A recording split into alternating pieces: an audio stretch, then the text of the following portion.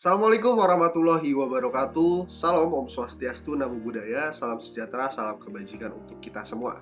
Perkenalkan, nama saya Hayes Abragiriansyah dengan NIM 14012025526. Di sini saya akan mempresentasikan hasil dari analisis laporan keuangan saya pada case PT Semen Indonesia. Nah, PT Semen Indonesia Tbk sendiri ini sebelumnya bernama PT Semen Gresik yang tentunya diresmikan di Gresik pada tanggal 7 Agustus 1957. Dan ini merupakan perusahaan BUMN persemenan yang menjadi penopang pembangunan nasional sejak masa kemerdekaan hingga saat ini. Di mana PT Semen Indonesia Tbk sendiri ini menjadi strategic holding company yang memayungi anak usaha di bidang produsen semen, non-semen, dan juga di seluruh Indonesia.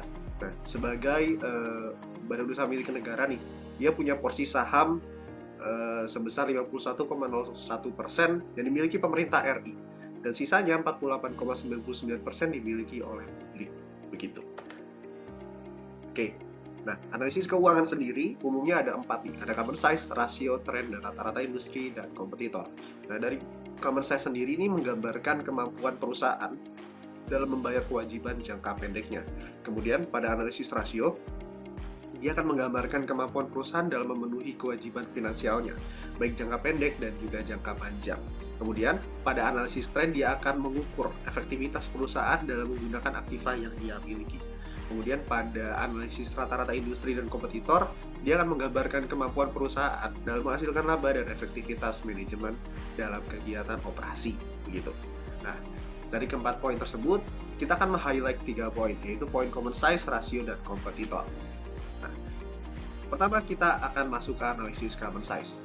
Di analisis common size sendiri, saya akan melampirkan dari laporan neraca, di mana di sini ada 4 akun: total aset lancar, total aset tidak lancar, liability atau hutang, dan total equity atau modal. Di mana kita bisa melihat ya pada tampilan tabel ini, untuk total aset lancar mengalami penurunan pada tahun 2020 dan untuk aset tidak lancar mengalami peningkatan pada tahun 2020.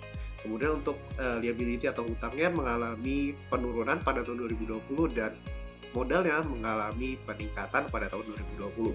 Nah,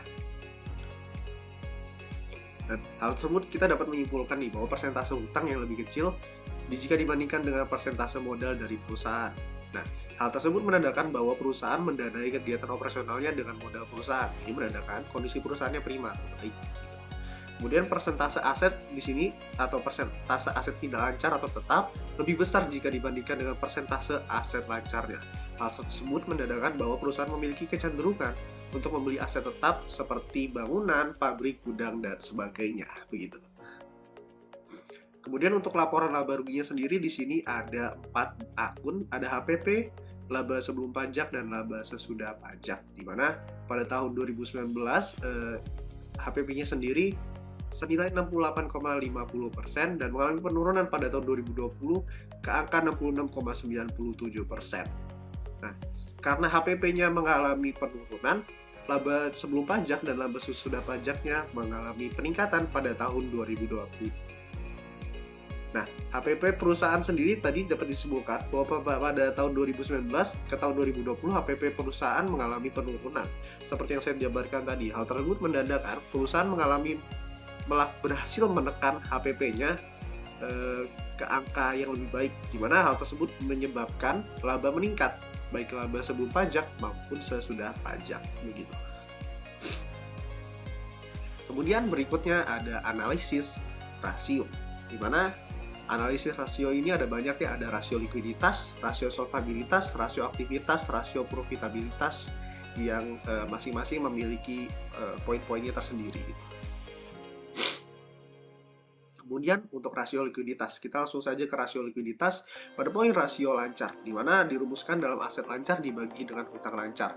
Kita dapati nilainya nih, aset lancar dan hutang lancar pada laporan keuangan tahun 2019 dan 2020 dari PT Semen Indonesia Tbk, di mana dari nilai tersebut dan dimasukkan ke rumus rasio lancar, kita dapati nilai sebesar 1,36 pada tahun 2019 dan 1,35 pada tahun 2020. Nah, jadi kita dapat baca bahwa setiap Rp1 hutang lancar ini akan dijamin oleh Rp1,36 aset lancar untuk tahun 2019 dan Rp1,35 untuk tahun 2020. Di mana pada rasio lancar ini dia akan menyatakan kemampuan perusahaan untuk membayar hutang lancarnya atau current liabilities-nya dengan aset lancar. Nah, karena nilainya jika semakin besar akan semakin baik, dan ternyata pada tahun 2020 mengalami penurunan nih untuk rasio lancarnya, maka dinyatakan pada poin rasio lancar ini perusahaan PT Semen Indonesia pada kondisi yang kurang baik. Oke, kemudian untuk aset tes rasio, dengan rumus aset lancar dikurangi dengan persediaan dibagi dengan hutang lancar. Nah, dari poin-poin dari data-data yang kita miliki, yang kita ambil dari laporan keuangannya, kita dapati nilai sebagai berikut, dan kita masukkan ke rumus aset tes rasio, dan didapati nilai pada tahun 2019 sebesar 0,98 dan pada tahun 2020 sebesar 0,96, di mana dapat kita baca nih, tiap Rp1 hutang lancarnya akan dijamin oleh 0,98 rupiah aset paling lancar atau AS untuk 2019 dan 0,96 untuk tahun 2020. Nah, di sini kita pada aset tes rasio ini kita akan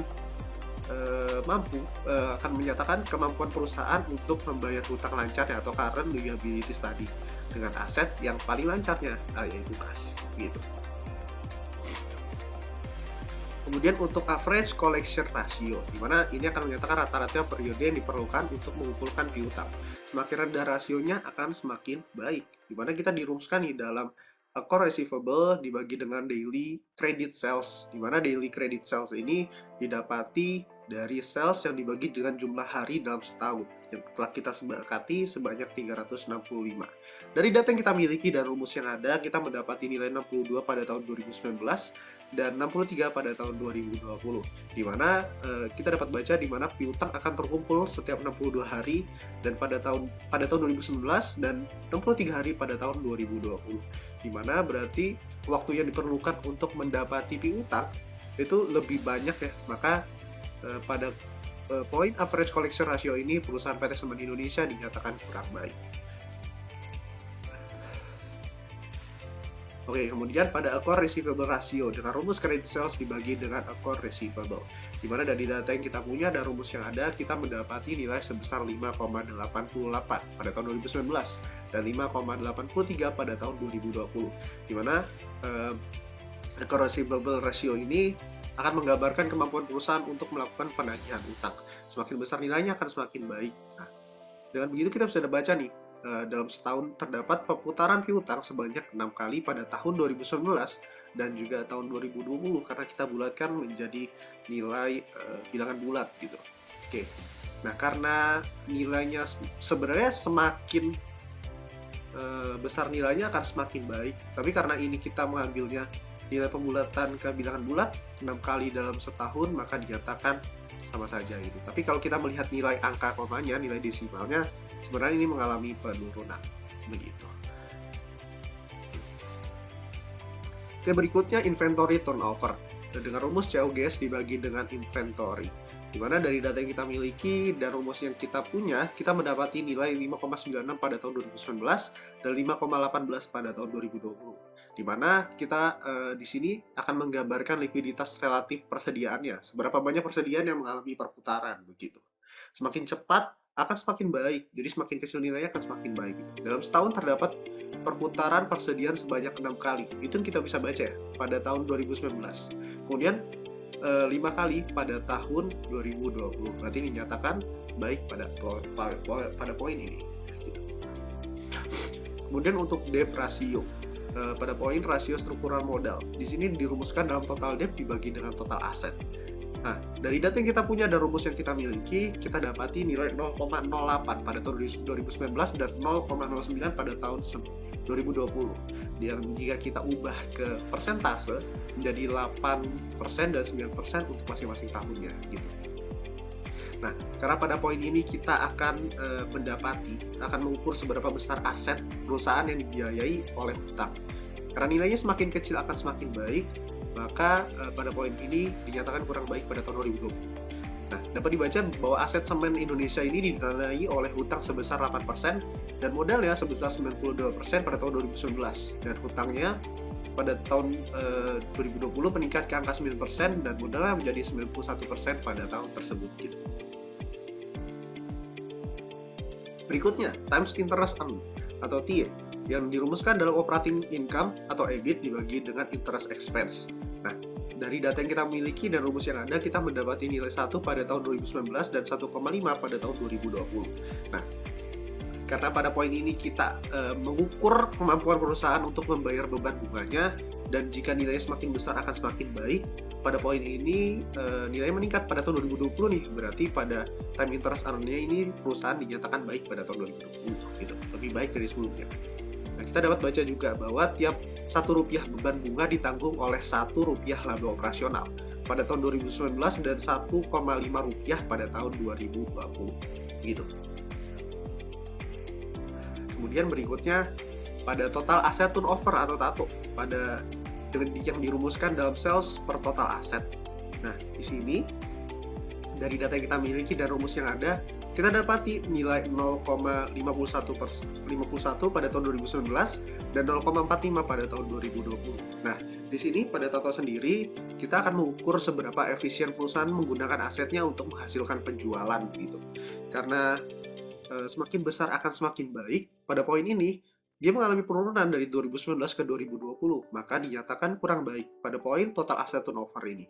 Di mana kita dapat baca, tiap Rp1 aset dapat menghasilkan penjualan sejumlah 0,51 rupiah pada tahun 2019 dan 0,45 pada tahun 2020. Begitu. Kemudian, rasio efisiensi manajemen aset pada poin fixed asset turnover dengan rumus sales dibagi net fixed asset. Dari data yang kita miliki dan rumus yang kita punya, kita dapati nilai 0,6564 pada tahun 2019 dan 0,56 pada tahun 2020. Di mana pada poin ini kita mengukur seberapa efisien perusahaan menggunakan aset tetapnya untuk menghasilkan penjualan. Karena nilainya semakin besar akan semakin baik, maka karena poin pada 2019 menuju 2020 dia mengalami penurunan, maka dinyatakan kurang baik pada tahun 2020 ini. Di mana kita dapat baca juga tiap Rp1 asetnya dapat menghasilkan penjualan sejumlah 0,64 pada tahun 2019 dan 0,56 pada tahun 2020 gitu. Berikutnya ada rasio profitabilitas pada poin operating return on investment atau dengan rumus EBIT dibagi dengan total aset. Dengan data tersebut, kita memiliki nilai 0,040/40 pada tahun 2019 dan 0,045 pada tahun 2020.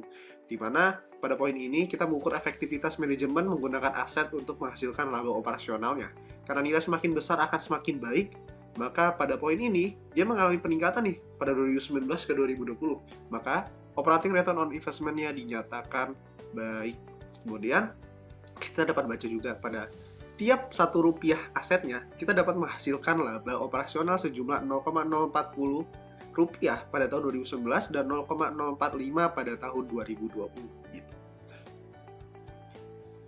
Berikutnya, operating profit margin dengan rumus EBIT dibagi dengan sales. Kita akan dapati nilai 0,08 pada tahun 2019 dan 0,10 pada tahun 2020 dengan rumus dan data yang kita miliki tentunya. Nah, karena dia mengukur persentase laba yang diperoleh setelah perusahaan membayar semua beban produksinya, dan karena nilainya jika semakin besar akan semakin baik, maka pada poin ini kita dapati nilai pada tahun 2020 untuk operating profit marginnya meningkat dari tahun 2019 yang sebelumnya 0,08.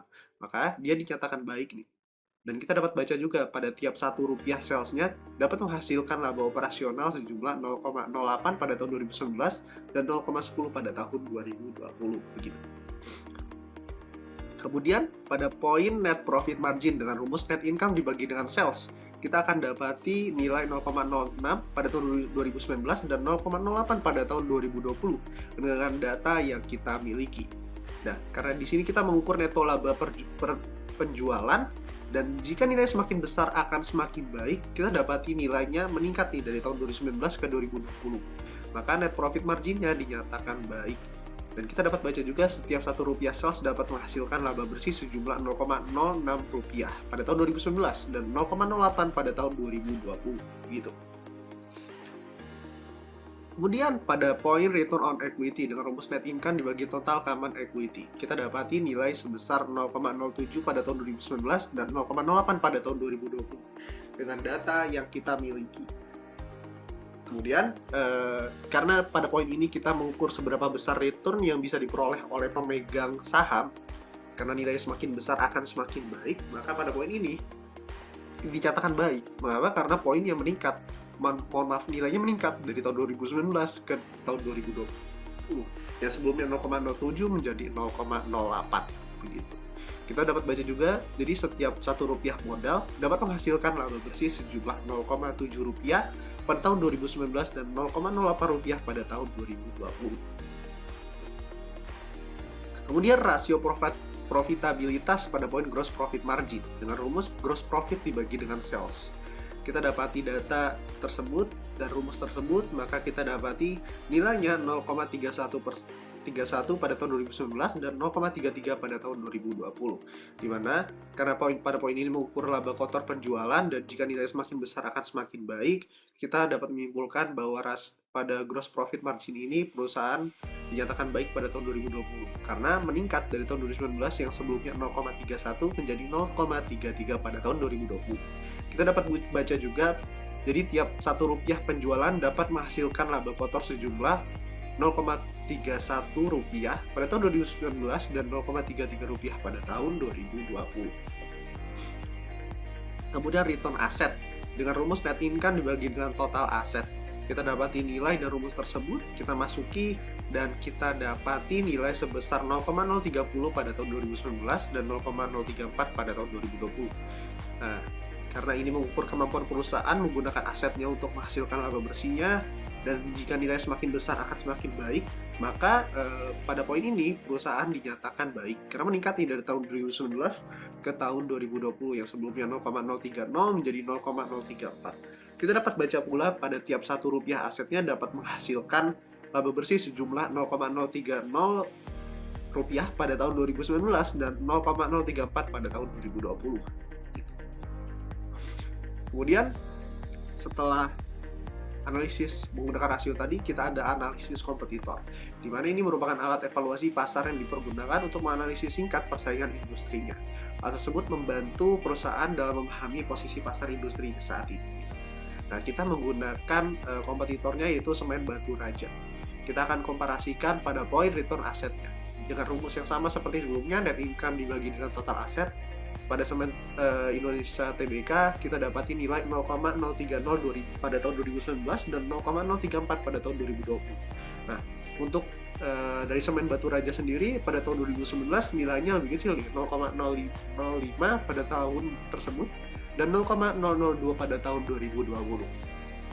Nah, dapat disimpulkan bahwa return aset dari semen Indonesia terhitung kecil ya, jika dibandingkan dengan nilai 1 yang menjadi komparasinya gitu.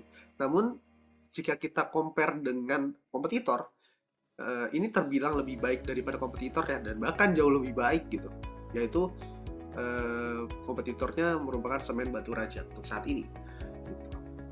Nah, mungkin sekian dari saya. Kurang lebihnya mohon maaf. Wabillahi taufik wal hidayah. Wassalamualaikum warahmatullahi wabarakatuh. Dan mohon maaf mungkin bila ada salah kata ya, seperti yang sudah saya bilang. Di bawah akan saya lampirkan data-data terkait untuk perhitungan, PPT, dan lain sebagainya. Terima kasih. Dadah.